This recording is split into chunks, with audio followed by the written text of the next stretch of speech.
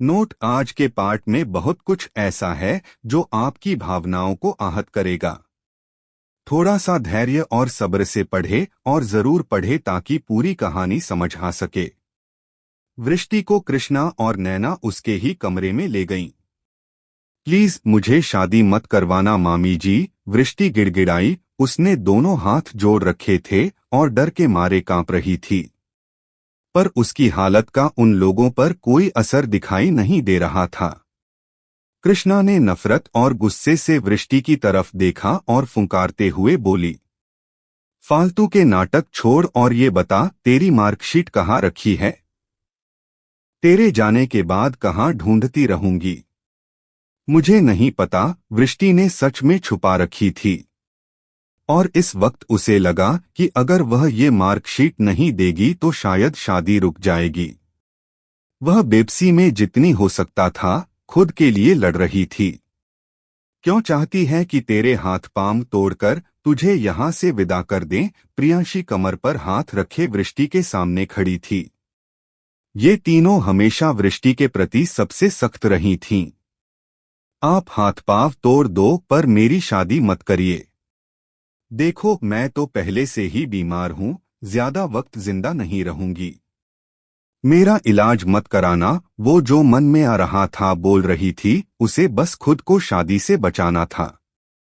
हाँ, जैसे मल्हार तो छोड़ देगा ना तुझे, हमसे तेरी सेवा करवाता रहेगा। शादी तो नहीं की, अब इलाज के बहाने यारियां पला रहा है, यही सब चाहिए था तुझे। शक्ल से कितनी भोली लगती है, पर दिमाग देखो कितनी गंदी है। बिना शादी ये मजे लूटने थे दोनों को। नैना के गंदे बोल वृष्टि को शर्मिंदा कर रहे थे। उसका सीना छलनी हो रहा था।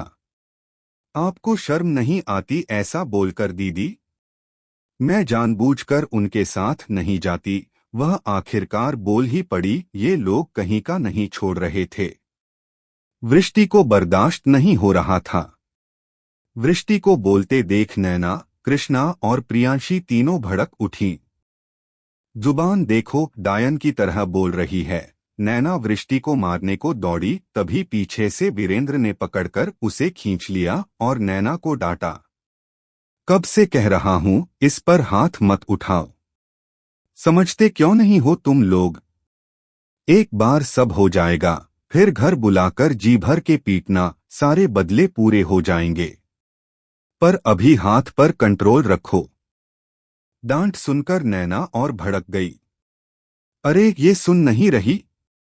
देखो, मार्कशीट नहीं दे रही, कहीं फाड़कर तो नहीं फेंक दी? वीरेंद्र ने वृष्टि की तरफ देखा। कहाँ है मार्कशीट? बता। वह वृष्टि की ओर बढ़ा। वृष्टि दीवार से चिपकी खड़ी थी। दोनों हाथ कुछ ऊपर उठाकर उसने सिर ढका रखा था बचाव के लिए। पता नहीं, वह कांपते हुए बोली, उसे वीरेंद्र से बहुत डर लग रहा था। देखो अब इसे।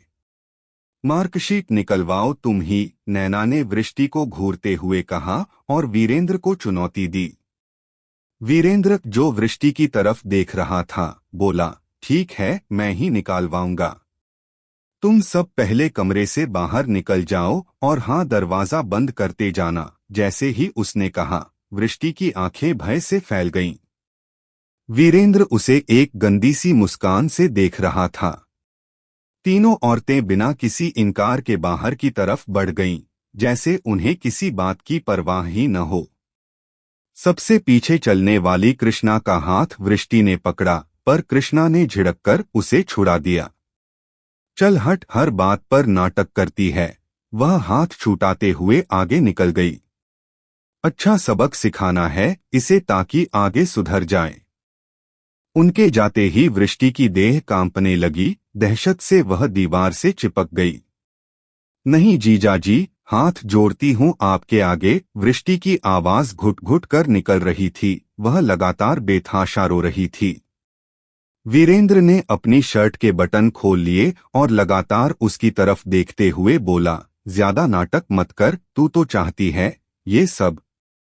मैं देख रहा हूँ, तेरा दिल मुझ पर है, तभी तो जानकर मुझसे ऐसी जिद कर रही है। तू मुझे उकसा रही है, और देख मैं कब से तैयार हूँ। छोड़ दे बलवीर को, तुझे तो मैं ही रख लूंगा। वीरेंद्र ने अपनी पैंट की बेल्ट खोलनी शुरू कर दी। उस वक्त वृष्टि टूट गई। उसके मन में आया कि या तो आत्महत्या कर ले या इस आदमी का सिर फाड़कर मार दे, पर आसपास कुछ भी नहीं दिख रहा था। आखिरकार उसने हाथ जोड़ दिए। मैं देती हूँ मार्कशीट, मैं देती हूँ, मैं सब मान लूंगी। आप आप बस मुझे छोड़ दो, वह गिड़गिड़ाते हुए बोली। ठीक उसी समय कमरे का दरवाजा खुला और किशोर अंदर आ गया। वीरेंद्र की हालत देख वह कुटिलता से मुस्कुराया। अकेले अकेले मजे ले रहे थे, है न? वीरेंद्र कमीनेपन से मुस्कुराया। बलवीर के आने का वक्त हुआ।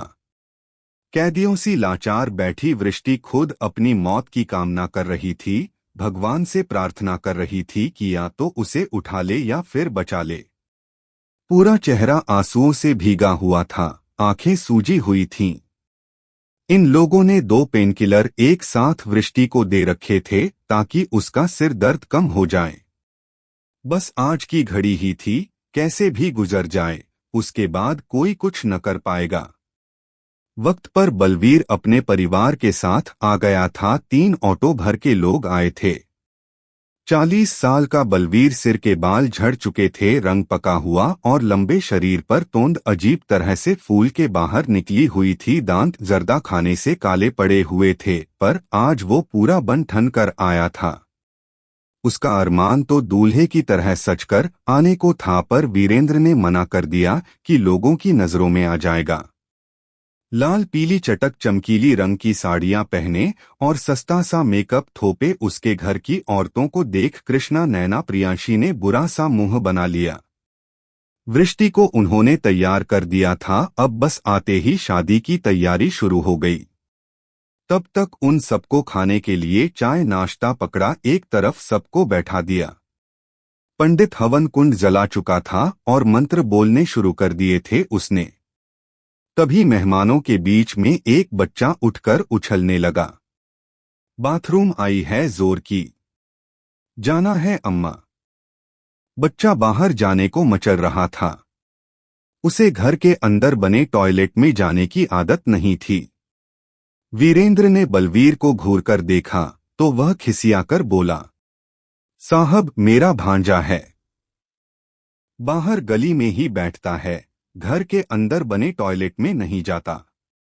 डरता है, डरता है तो बाहर कहाँ जाएगा? ये कॉलोनी तुझे दिखती नहीं?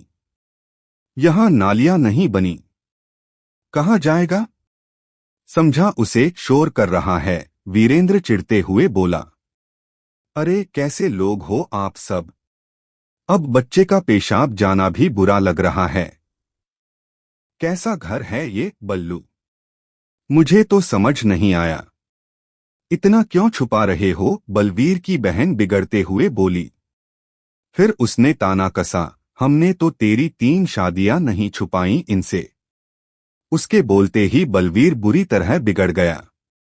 उसने बिना किसी शर्मलिहाज के अपनी बहन को हड़काते हुए कहा, चुप करके बैठ जा, नहीं तो यहीं तोड़ दूंगा तेरी तोथड़ी। बलवीर के इतना कहते ही उसकी बहन का पति तुरंत उठकर आ गया। हाथ लगाकर दिखा मेरी बैयर को, वह चीखा और आगे बढ़ा। तभी बलवीर ने उसका गिरेबान पकड़ लिया। यह तमाशा देखकर वीरेंद्र समेत सबके माथे पर बल पड़ गए। सार्थक और आशीष आंखें फाड़े देख रहे थे। आशीष के दिल में अजीब सा ख्याल आया और उसने वीरेंद्र से कहा, थोड़ा तो ढंग के लोग लाते, ये तो घर के बाहर बिठाने के भी लायक नहीं हैं। अब जल्दी में यही लोग मिले, क्या करता? आपने ही तो कहा था, तो मैंने कर दिया। अब क्या करूं, भगा दूं क्या? वैसे भी ये लोग अब वृष्टि को लिए बिना जाएंगे नहीं, वरना पूरा समाज लड़ने आ जाएगा। लड़ने में ये लोग बहुत खतरनाक हैं, वीरेंद्र ने बताया। अरे रहने दो, हमें कौन सी रिश्तेदारी रखनी है, और उसे भी आज नहीं तो कल मर ही जाना है। सार्थक बोला और उसके समर्थन से वीरेंद्र भी बोल पड़ा। और क्या पापा जी, आप ज्यादा मत सोचो, होने दो, जो हो रहा है अब उसकी किस्मत में यही लिखा है, भगवान ने लिखे लेख कौन मिटा सकता है पापा जी। हमारे हाथ में थोड़े ही है, उसे उसकी किस्मत कर छोड़ दो। ये कुछ शब्द होते हैं जो हम किसी का खुद के हाथों से बुरा करने के बाद कहकर खुद को पाक साफ बताकर पल्ला झाड़ लेते हैं, और दिल को तसल्ली होती है कि हमसे अच्छा कोई नहीं, और दूसरे के साथ जो बुरा हमने किया है वो हमने नहीं बल्कि भगवान ने किया है, उसे उसके कर्मों का फल देकर। आशीष को भी तसल्ली हो गई आखिर। उधर झगड़ा और बढ़ गया था। फिर किसी तरह किशोर ने सबको शांत करवाया और कहा कि लड़के को बाहर ले जाओ। आखिरकार बात शांत हुई, सबने राहत की सांस ली। वहीं कमरे में बैठी नैना और प्रियांशी बहुत खुश हो रही थीं। वे वृष्टि को देख देखकर मुस्कुरा रही थीं, जो किसी तरह शादी के लिए तैयार होकर मातमसी सूरत बनाए बैठी थी।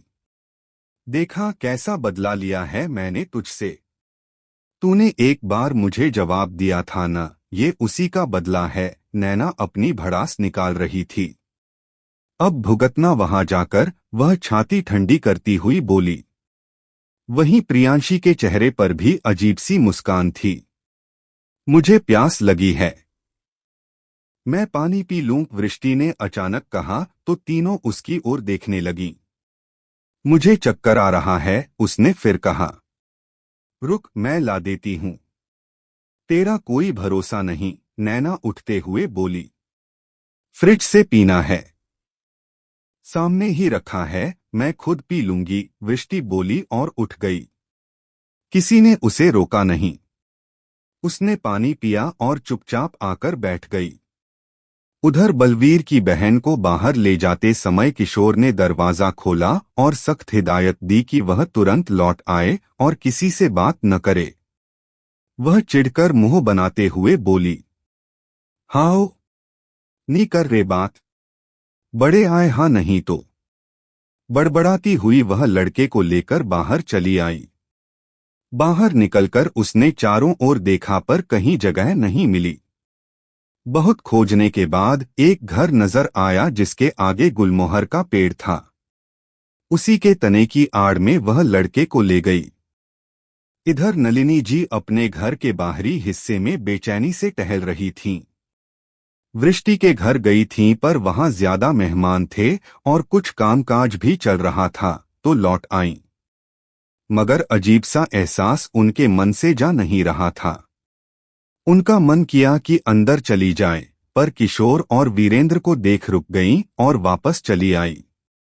पर बेचैनी से बाहर पोर्च में ही टहलने लगीं। टहलते हुए उन्हें अजीब सी आवाज आई, जैसे कोई टॉयलेट कर रहा हो। उन्होंने गर्दन घुमाई और बाहर की तरफ देख आंखें चौड़ी हो गईं। वह चिल्लाती हुई गेट की तरफ भागीं। उनकी आवाज सुनकर रागिनी भी बाहर आ गई। नलिनी जी किसी औरत को लताड़ रही थीं। ये जगह है बच्चे को टॉयलेट करवाने की? तुम्हें दिखता नहीं? ये किसी का घर है, कोई सुलभ शौचालय नहीं।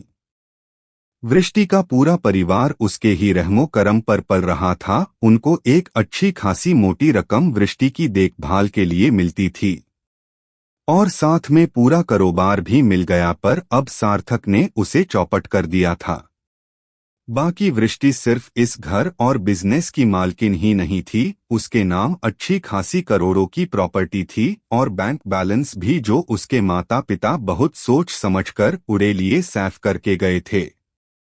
जो रकम उनको मिलती थी वो वृष्टि के लालन पालन के बदले मिलती थी, और ये तो वृष्टि की संपदा का कतरा मात्र भी नहीं थी। रघुवंशी जी ने उसे उन सब के साथ इसलिए छोड़ा वृष्टि को ताकि बच्ची को घर परिवार मिल सके, वो अकेली न रहे। कम से कम सुरक्षित तो रहेगी, वरना बिना समझ के उसे अकेले रखना भी सही नहीं था और उसके पिता के परिवार में भी कोई नहीं था। गलती तो उनसे भी हुई थी गलत डिसीजन लेकर, पर अब वो उनमें से किसी को नहीं छोड़ने वाले। डॉक्टर भारद्वाज के बुलाने पर मल्हार वृष्टि के पास मृदंग और रघुवंशी जी को छोड़कर उनके ऑफिस में चला आया और इस समय उनके सामने बैठा था। यह अस्पताल का सबसे बड़ा और भव्य कमरा था, जो हर तरह से सुसज्जित था और स्पष्ट रूप से उनकी पोजीशन को दर्शाता था। डॉक्टर वशिष्ठ, आप काफी थके हुए दिख रहे हैं। आज बहुत भागदौड़ हो गई। मल्हार समझ रहा था कि वे क्या कहना चाहते थे। सॉरी सर, हालात ऐसे बने कि मुझे जाना पड़ा। मल्हार ने सफाई दी। इन्फॉर्म करना भी जरूरी नहीं समझा? डॉक्टर भारद्वाज ने पूछा। जल्दी में भूल गया, याद नहीं रहा। मेरा जाना जरूरी था सर। तो क्या ये अस्पताल जहां तुम काम करते हो जरूरी नहीं? तुम्हारा काम जरूरी नहीं, वो पेशेंट जरूरी नहीं जिसे अभी तुम्हें ऑपरेट करना है। मेरे लिए सब जरूरी है सर, ये अस्पताल, मेरे मरीज और मेरा काम भी। और रही बात सर्जरी की, तो मैं तैयार हूं। इस हालत में जरा खुद को देखो, you look sick and tired. Doctor Bhardwaj की आवाज ठंडी और मध्यम हो गई थी। वे गहरी नजरों से अस्त व्यस्त हो चुके मल्हार को देख रहे थे। भागा दौड़ी में ये सब हो गया था, पर उनकी बातों से मल्हार पर कोई फर्क पड़ता दिखा नहीं। इस तरह की थकान कोई नई बात नहीं है सर। जब भी इमरजेंसी आती है और एक के बाद एक सर्जरी करनी पड़ती है, तब भी यही कंडीशन होती है। तब हम मैनेज कर लेते हैं। मैं आज भी कर लूंगा, आप यकीन रखिए। मल्हार के जवाब से वो लाजवाब हो गए और उनके माथे पर बल पड़ गए। वे सीधा होकर बैठ गए। शायद जवाब उन्हें पसंद नहीं आया।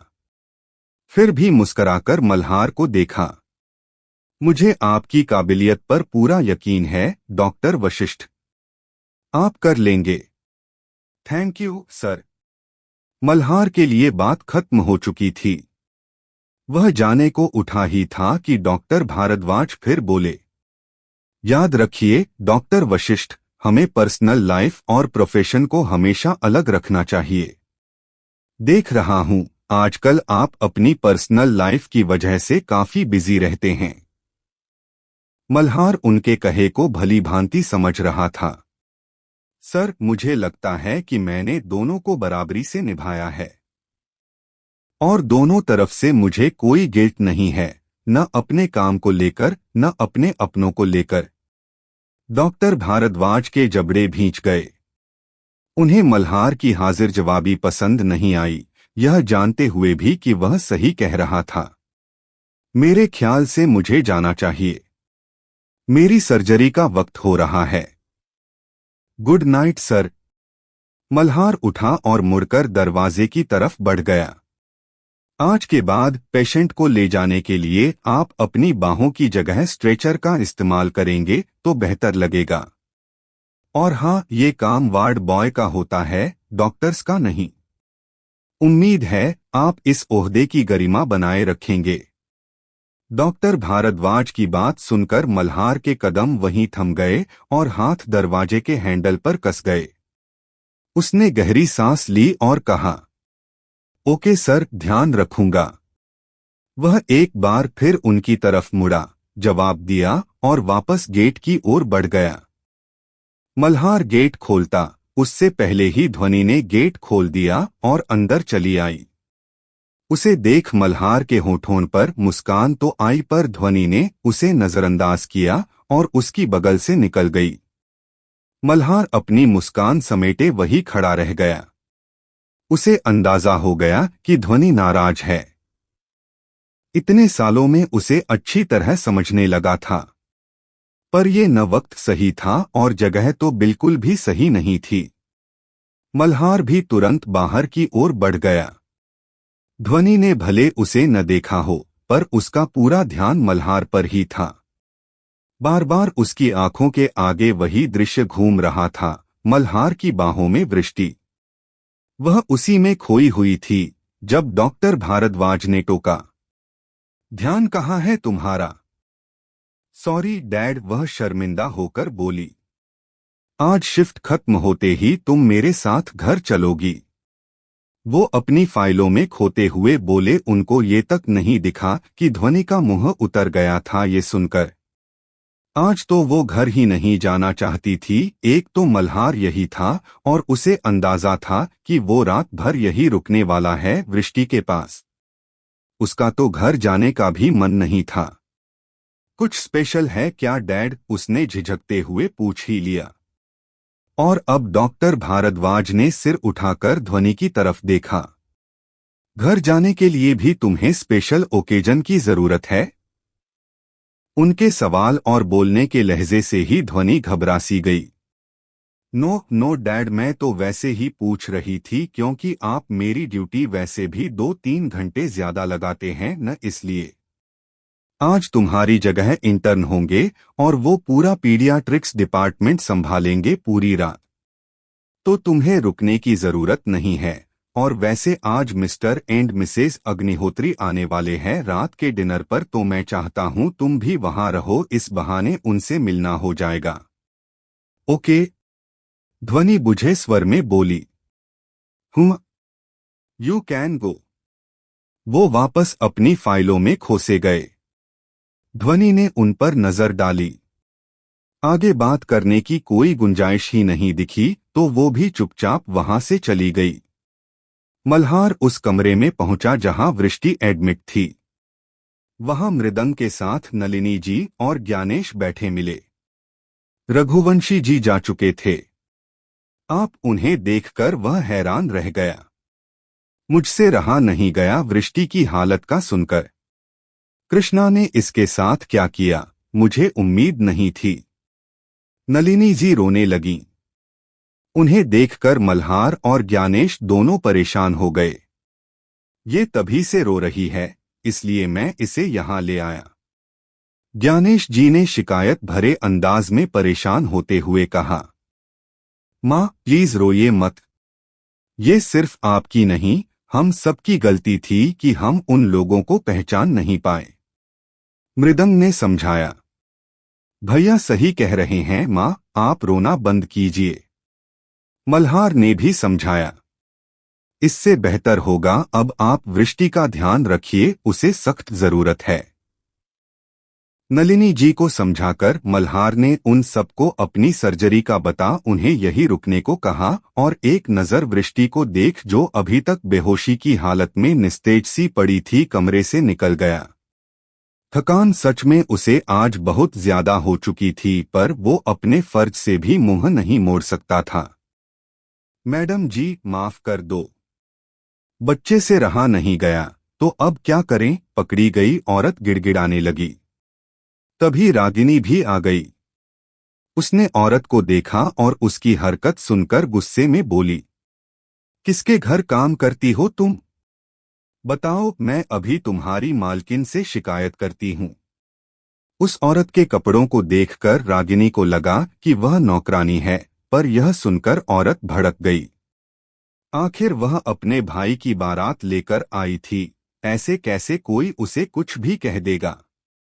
अरे क्यों करूंगी मैं किसी के घर काम? ऐसा वैसा समझा है क्या? हम तो बारात लेकर आए हैं तुम्हारी गली में, हाँ नहीं तो। उसकी बात विश्वास लायक तो नहीं थी। नलिनी और रागिनी को वह पागल लगी। फिर भी रागिनी ने मजाक में पूछ लिया। अच्छा, किसके घर बारात लेकर आए हो? वह आशीष का नाम नहीं जानती थी, तो उसने आशीष के घर की तरफ इशारा कर दिया। नलिनी और रागिनी हतप्रभ रह गईं। उस घर में नलिनी जी हैरान होकर बोली। दिमाग खराब है तुम्हारा? मेरा क्यों खराब होगा? दिमाग तो उनका खराब है जो अपने नौकर को घर की लड़की दे रहे हैं। इतने पैसे वाले होकर उसने वही कह दिया जो सच था और जो वह खुद महसूस कर रही थी। यह सुनकर रागिनी और नलिनी की हालत ऐसी हुई जैसे काटो तो खून न निकले। रागिनी ने डरते हुए लड़की का नाम पूछा। बिरस्ती बताया था बलवीर ने। वही काम करता है वीरेंद्र भाई साहब के यहाँ। वही करवा रहे हैं शादी, वो भी अर्जेंट में। हमें तो किसी से बोलने को मना कर दिया। मेरे बेचारे लड़के को बड़ी मुश्किल से बाहर आने दिया। जालिमों ने कहा किसी से बात मत करना। मेरा तो दम घुट रहा है उनके घर में, वह बड़बड़ाती रही। रागिनी और नलिनी के हाथ पांव फूल गए।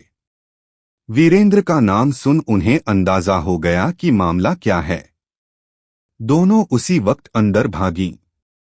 वह औरत देखती रह गई। यहाँ सब पागल रहते हैं क्या? वह लड़के का हाथ पकड़कर लौट गई। अंदर पहुंचते ही रागिनी ने जितना समझा मल्हार को फोन करके बता दिया। उधर नलिनी जी की हालत बिगड़ गई। घबराहट से उन्हें ठंडा पसीना आने लगा। रागिनी ने फोन रखकर उन्हें संभालने की कोशिश की। मल्हार ने बात खत्म करते ही अस्पताल से निकलकर वृष्टि के वकील कैलाश रघुवंशी के घर गाड़ी रोकी। तभी घर से एक अधेड़ उम्र का आदमी निकला। मल्हार ने आगे बढ़कर पूछा, एडवोकेट कैलाश रघुवंशी यहीं रहते हैं? आदमी ने ध्यान से देखते हुए कहा, जी बोलिए, मैं ही कैलाश रघुवंशी हूं। उसी वक्त वहां एक और गाड़ी आकर रुकी। उसमें से मृदंग उतरा और उनके पास चला आया। वृष्टि को धकेलते घसीटते हुए मंडप तक ले ही आए। वो भी किसी लाश की तरह उनके साथ चली आई। चेहरे के भाव उसके कठोर हो गए थे। खुशी और मुस्कुराहट तो आ ही नहीं सकती थी, पर उस वक्त वो रो भी नहीं रही थी। न दुख न दर्द न कोई तकलीफ, हर एहसास से वो मुक्त सी लग रही थी। उसे नैना ने बलवीर के बगल में बैठाया। वो शांति से बैठ गई, जैसे कोई फर्क नहीं पड़ा हो उसे। वृष्टि की स्थिर नजरें अग्निकुंड पर जाकर ठहर गईं। वो एकटक उस कुंड में धीरे धीरे प्रज्वलित होती अग्नि को देख रही थी और बलवीर पागलों की तरह उसे। ये तो उसके साथ सच में कोई चमत्कार हुआ था। इससे ज्यादा बुरा हाल उसके साथ आए उसके परिवार का था।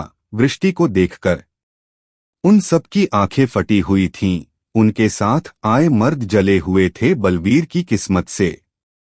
काले क्लूटे से फटेहाल बलवीर को तो हूर मिल गई थी। सुंदर नाजुक कोमल सी वृष्टि जिसकी दूध सी रंगत थी, वो इस वक्त पूरी तरह से फीकी पड़ी हुई थी और एक नाजुक से पल के साथ पीली पड़ती जा रही थी।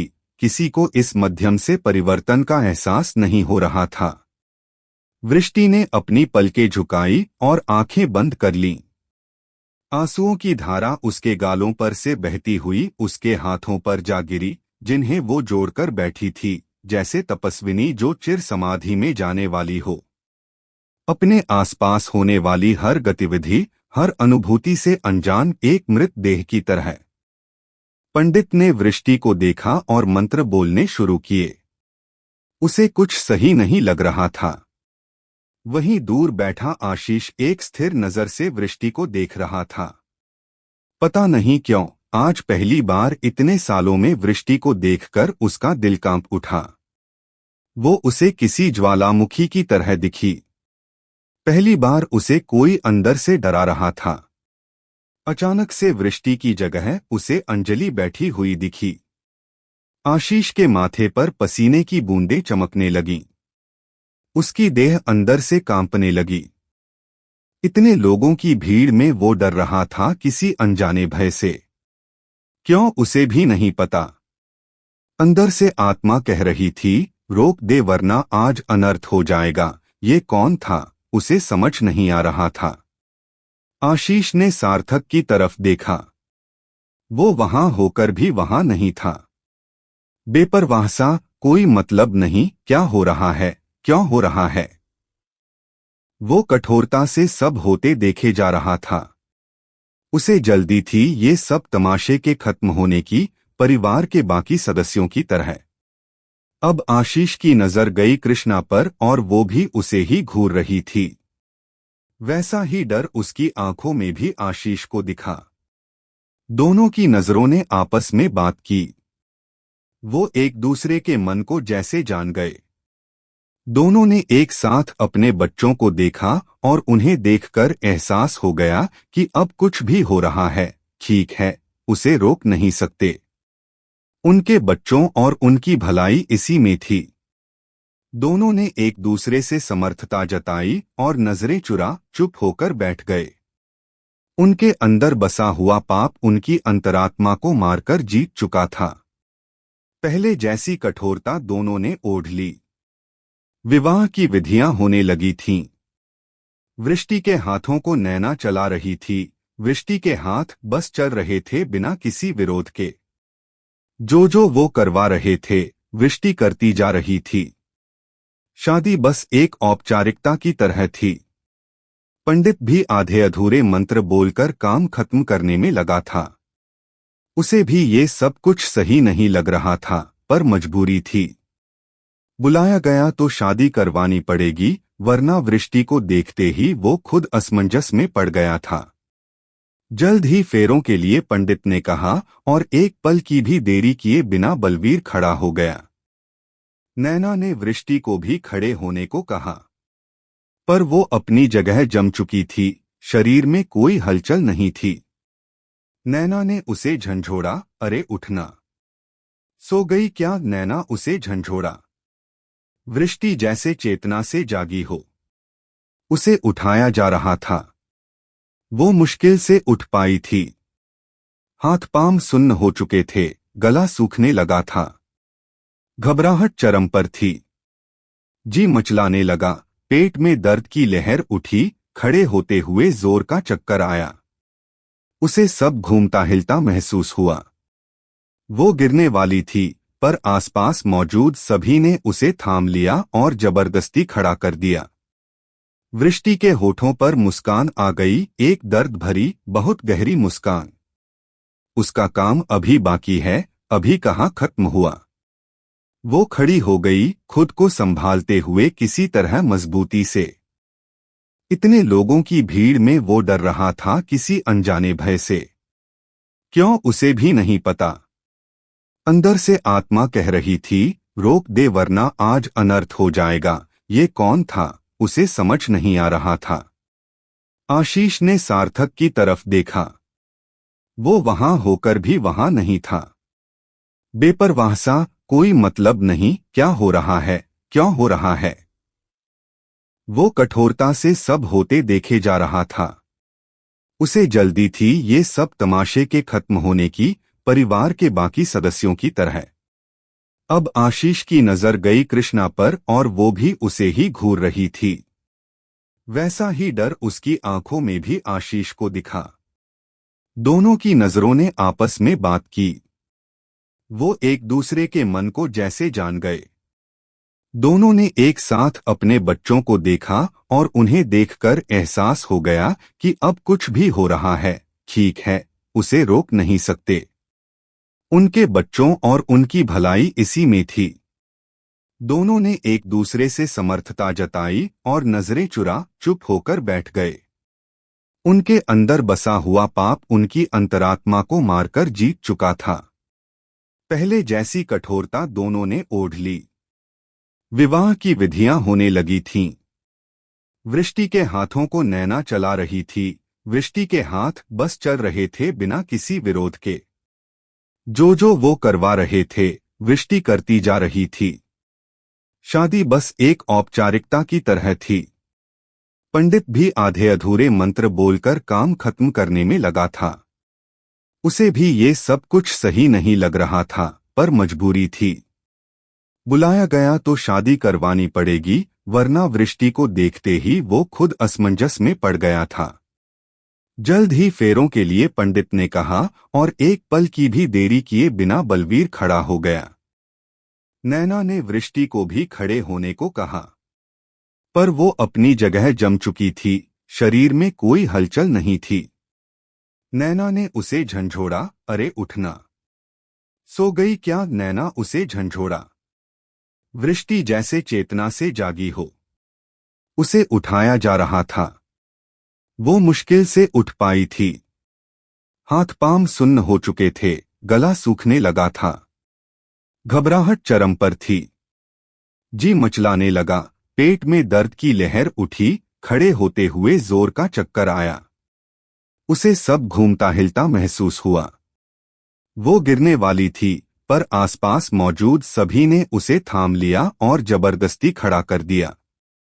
वृष्टि के होठों पर मुस्कान आ गई, एक दर्द भरी बहुत गहरी मुस्कान।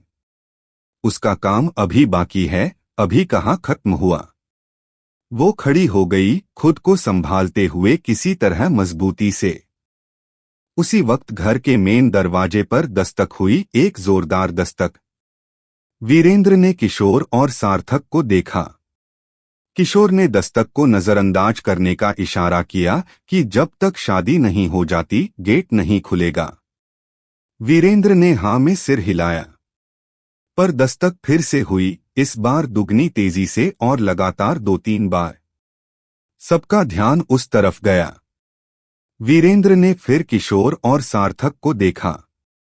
सबको कुछ अजीब सा लगा और वीरेंद्र ने गेट खोलने से मना कर दिया। सार्थक चिल्लाया, फेरे शुरू करो। इधर वृष्टि ने पहले फेरे के लिए अपना पहला कदम उठाया भी नहीं था कि घर का दरवाजा धक्के के साथ खुला। बलवीर के साथ आए उसके घर में से एक बच्चे ने तेजी से बाहर जाकर दरवाजा खोल दिया था। वृष्टि के पैर उठ भी नहीं पाए थे कि तेजी से अंदर की तरफ भागते हुए पदचापों के स्वर सुनाई दिए। साथ ही शोर भी। क्या तमाशा हो रहा है यहाँ? ये आवाज कैलाश रघुवंशी की थी। वो दहाड़ के चीखे थे। सबकी आंखें फटी की फटी रह गईं। आशीष और बाकी घर वाले, वीरेंद्र और किशोर सहित सबकी आंखें फटकर बाहर आने को हुईं। ये उनकी सोच से उल्टा काम हो गया था। कैलाश रघुवंशी नहीं आया था, इस वक्त उनकी तबाही आई थी। पीछे से भीड़ को चीरता हुआ मल्हार आगे आया। वृष्टि मल्हार ने आसपास खड़े लोगों को धकेला।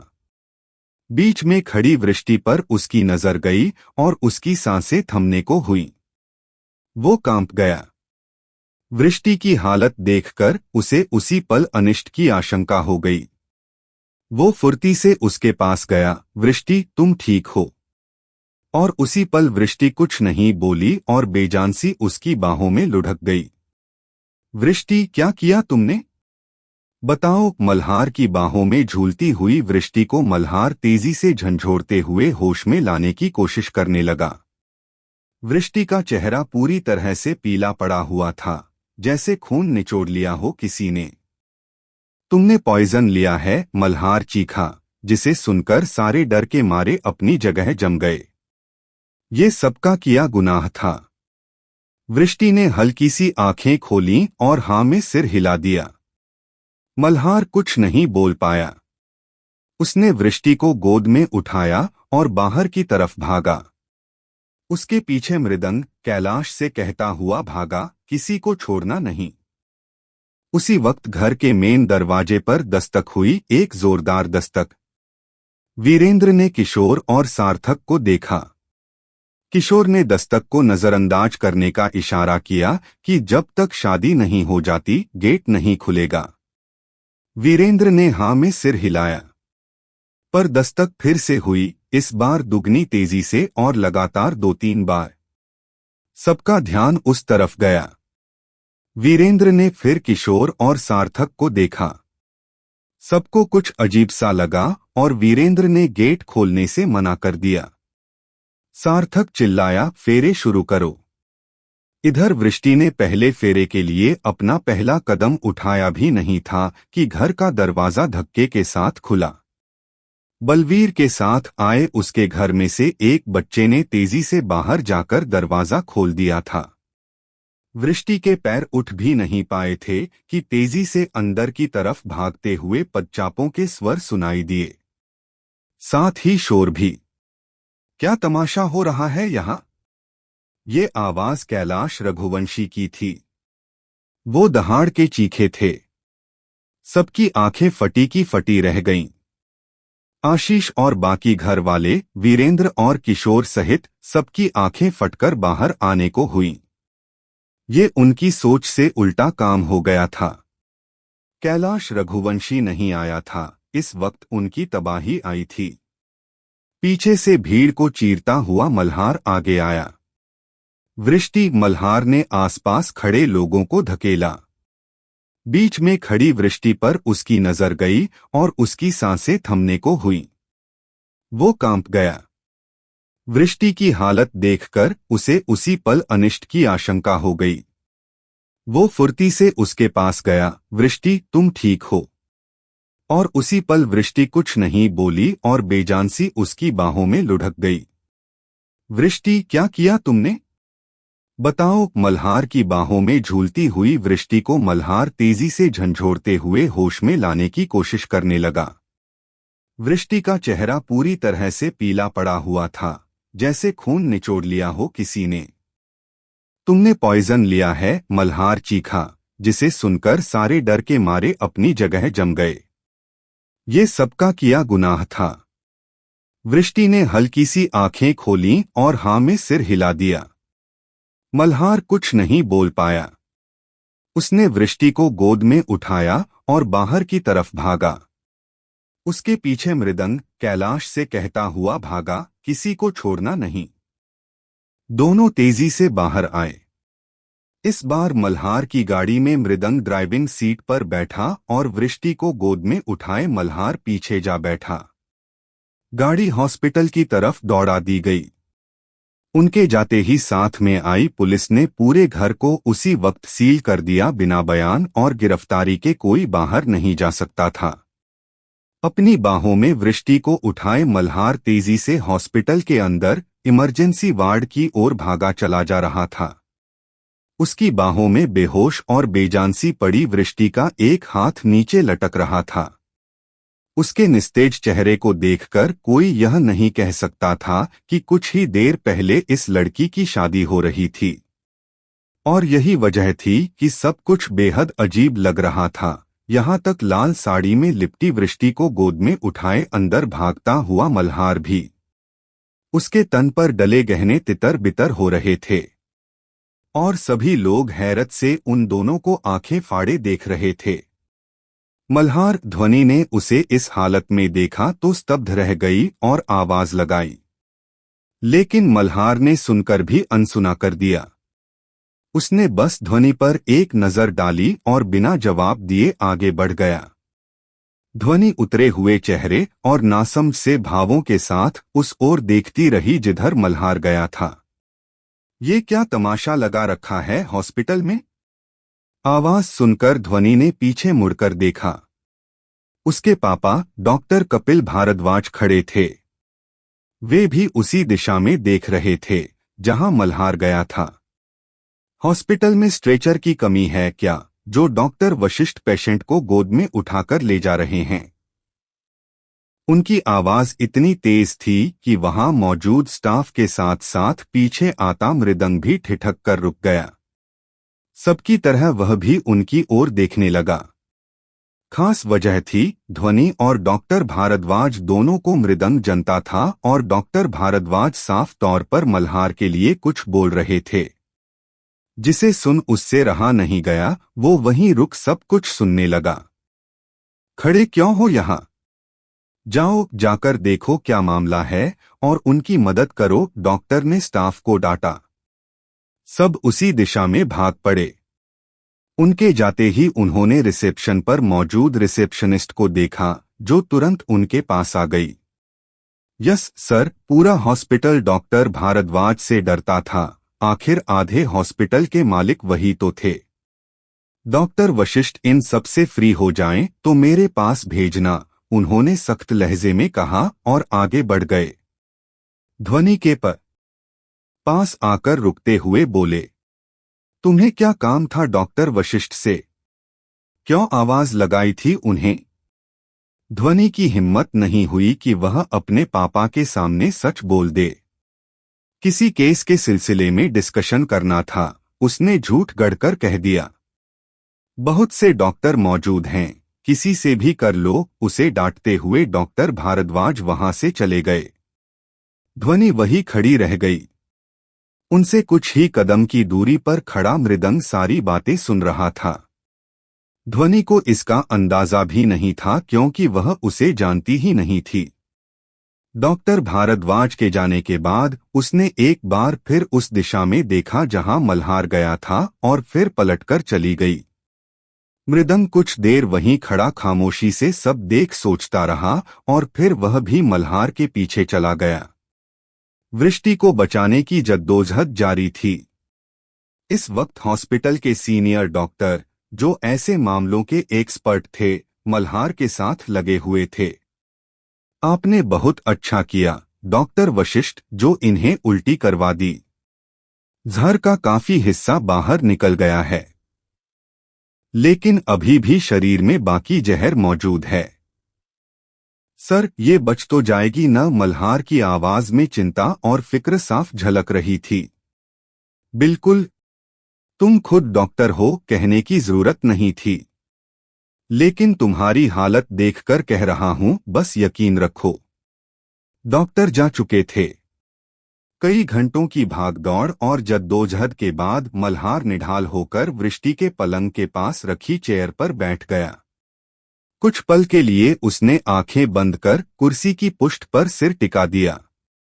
मल्हार की आंखों के सामने वृष्टि का हंसता खिलखिलाता हुआ चेहरा घूम गया जब वह उसके केबिन में चिड़ियों से बातें कर रही थी। मल्हार की आंखों की कोर भीग उठी और आंसू उसकी कनपटी तक बहके उसे भिगो गए। मल्हार अपने आंसुओं को जब्त करने की कोशिश में अब गहरी सांसें ले रहा था और तभी उसके गाल किसी ने पोंछ दिए। उसने आंखें खोलीं, मृदंग उसके पास खड़ा था।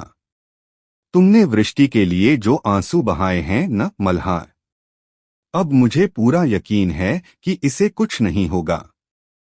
मल्हार कुछ कह न सका, बस उसने सिर हिलाकर उसकी बात को सहमति दे दी। मृदंग दूसरी कुर्सी खींच उसके करीब बैठ गया। कुछ देर बाद उसके फोन कर कॉल आया जिसे सुनने वो बाहर चला गया और थोड़ी ही देर के बाद वापस आकर बताया। पास आकर रुकते हुए बोले, तुम्हें क्या काम था डॉक्टर वशिष्ठ से? क्यों आवाज लगाई थी उन्हें?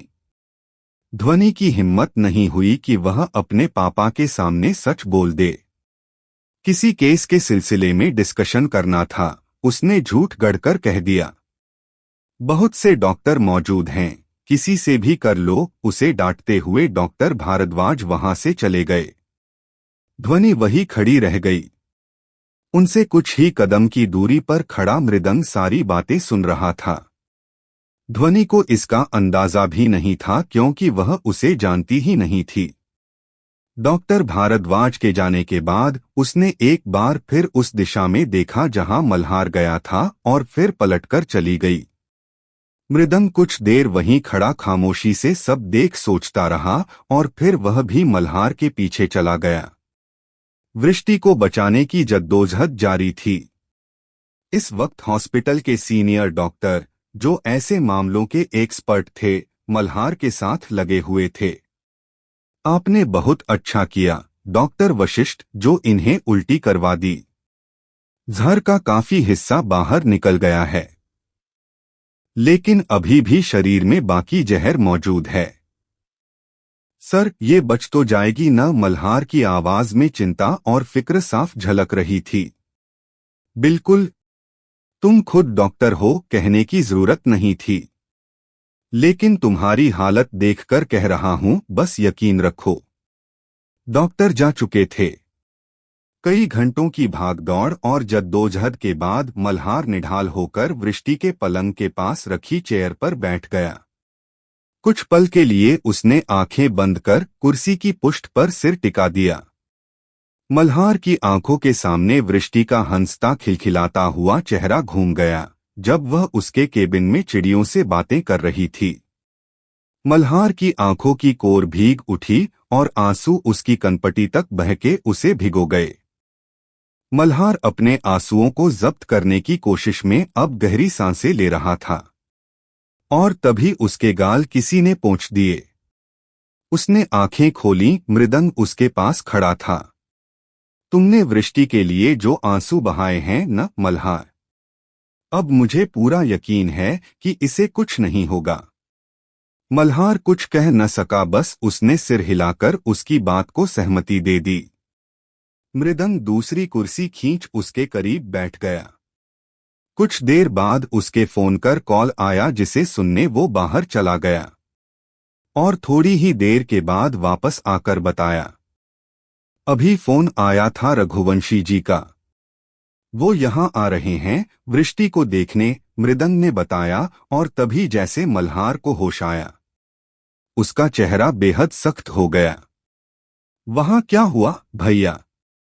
उन लोगों को छोड़ तो नहीं दिया? नहीं, हमने रघुवंशी जी पर विश्वास कर उन्हें अपने साथ ले जाकर सबसे ज्यादा सही काम किया। पूरा परिवार अरेस्ट हो चुका है उस आदमी के साथ जिसकी शादी वो लोग जबरदस्ती वृष्टि से करवा रहे थे।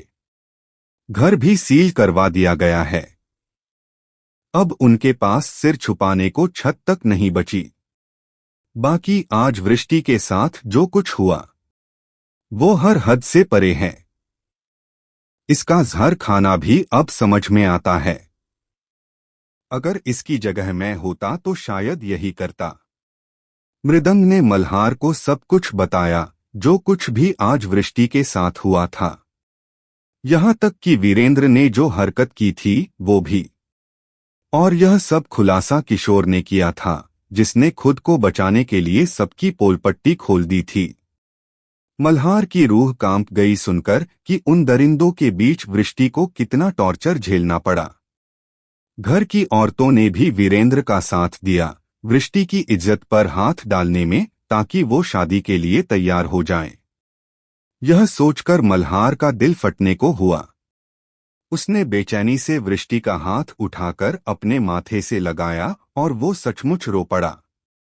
इतने घटिया लोग भी दुनिया में होते हैं भैया। उसके शब्दों में घृणा और दर्द दोनों थे। मैं खुद भी हैरान हूं ये सब सुनकर, और अब खुद पर गुस्सा आ रहा है। कितने सालों से हम इन्हें देख रहे थे, फिर भी समझ क्यों नहीं पाए? साले भेड़ की खाल में भेड़िए छुपे हुए थे। हम भी उनका व्यवहार देखते थे, जो हमारे प्रति तो बहुत अच्छा था, वो अंदर ही अंदर वृष्टि के साथ क्या के रहे थे इसका एहसास भी नहीं हुआ। मृदंग की बात सुनकर मल्हार ने भी गर्दन झुका ली। लापरवाही की गलती तो उन सभी से भी हुई थी। थोड़ी ही देर में कैलाश रघुवंशी भी आ गए। उन्होंने आते ही वृष्टि के हालचाल लिए और फिर कई सारे खुलासे किए और बहुत सी ऐसी बातें बताईं जो अब तक किसी को पता नहीं थीं।